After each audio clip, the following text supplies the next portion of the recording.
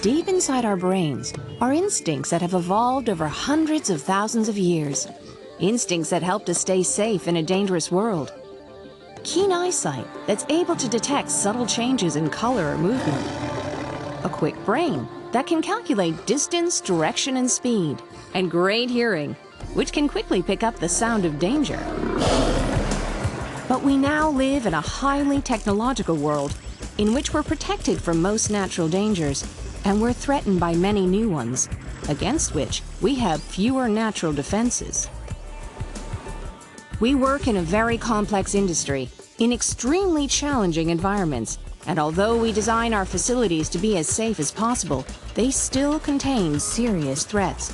To spot them, we need to be continuously aware of hazards and our surroundings. Hazards like moving vehicles that could hit you, machines with moving parts that could harm you, heavy objects that could fall, and equipment that's electrically charged or operating under high pressure. Simply put, we have to stay out of the line of fire. Hazards can be anywhere. Some of them are obvious and some are hidden. Knowing what they are, understanding how they could affect you, and taking simple precautions will help you stay safe. The trick is to visualize potential lines of fire so that you can avoid them and only work in areas where it is safe. Hazards can be found in many places. If there's a heavy vehicle behind you, where might it be going? Has the driver seen you? Are you in a safe place? If you're driving the vehicle, are you paying attention to what's happening around you? What might distract you? When you're maintaining machinery, could any part of it be electrically charged or under pressure that could suddenly be released and harm you? If you're working near machinery that has moving parts, could they catch your clothing? If you're using a hand tool, might it kick back and hurt you? You're using a torque wrench or a lever to apply force. What could break or snap? You might be close to lines being tensioned. Could they trap you? If they break, would they harm you? Are you working near fluids or gases under pressure? Could they blow out and injure you? You need to think about the people around you too. Is your work putting someone else in the line of fire? But if our brains are wired to keep us safe, why do incidents happen? Because the threats can be hidden, and because we can easily develop a false sense of safety. We simply don't realize that we're in a line of fire. We all need to hunt for hazards and avoid lines of fire, because too often a hidden hazard can become a very real incident.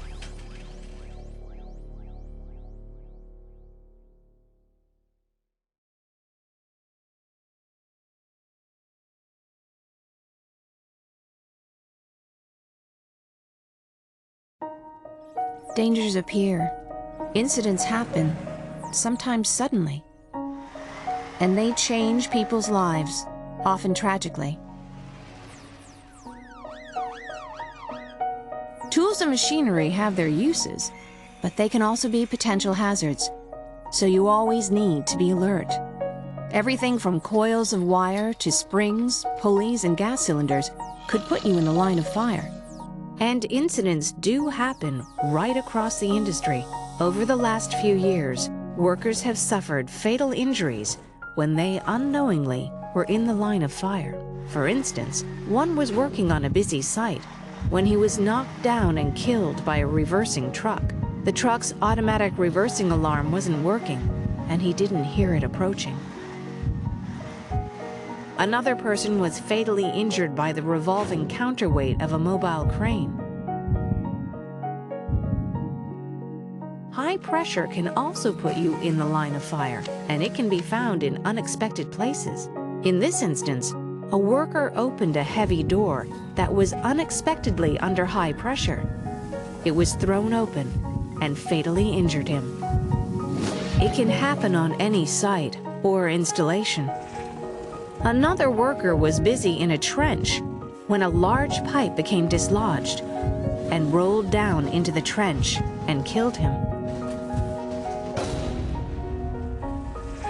In another incident, a worker was fatally injured when he removed a hatch from a mud tank on a vessel. He undid the last bolt, and the hatch ejected under pressure, striking him. Being in the line of fire is the common theme in all of these incidents. You should always be aware of the possibility that something may go wrong, and ask yourself, if it does, am I in the line of fire? Let's now pause for a moment to think about those who have lost their lives in the line of fire.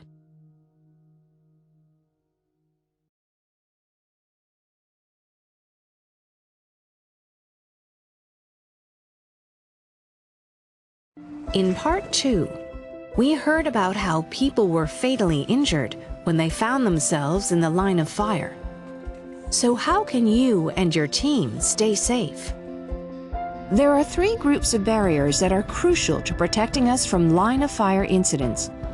Hardware barriers, barriers created by our critical processes, and human barriers. Hardware barriers physically keep people away from the line of fire, and they are a vital part of planning. Potential hazards need to be identified and the correct physical barriers put in place. For instance, using hardware barriers to make it clear where people can work or move safely, and where machines can operate. If part of your job is to prepare work, do people have the right tools, personal protective equipment, and information to be safe? Have the right qualified people been chosen to do each job? Are there sufficient barriers to fence off hazardous areas?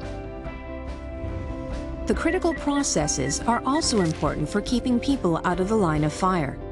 We all have responsibility for ensuring that the correct processes are in place and that they're being followed. Are the site rules understood by everyone working on site? Have all permits to work been prepared and shared properly? And have line of fire hazards been discussed in your toolbox talk, pre-job meeting, or last-minute risk assessment? Are the lines of communication across the whole site open and working? Ask for feedback from people working on and visiting your site. Be alert and look out for any weak signals that may indicate controls are not as strong as you think. But even if we follow all these precautions, it is not possible to remove every hazard from the workplace. When everything else is in place, you are the last line of defense. You, the human barrier. Your actions do make a difference. You play a vital role in keeping yourself and your colleagues safe. Always be aware, look around for any potential hazards, and avoid working in the line of fire. And if you feel a colleague is in danger, intervene. Be their eyes and ears as well as your own. What you do on site counts. It could make the difference between life and death. Before you do anything, always check and then double check for lines of fire in areas where you're working. And while you're looking, think about what might go wrong. Mistakes can happen, but if you are out of the line of fire, you can avoid their consequences. Nothing is more important than your safety. Protect yourself and your colleagues, and when in doubt, stop the job. Use your instincts and all of your senses, and make sure you and your colleagues stay safe.